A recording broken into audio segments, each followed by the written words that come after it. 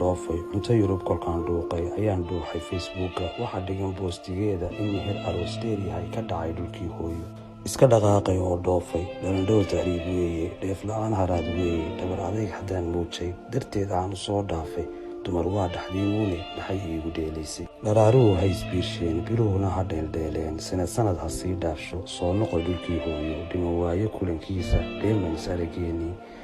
nin dalaaq ku sii doorshay carmal dhiban cabashadeede dhacda waa ka sheekayne waxay tiri dheemaluuli ka dhiidhiyey sidaan yeelay kusoo dhawow xusuusteenii dugudhiska jacaylkeennii adoon miciyo dhool harsan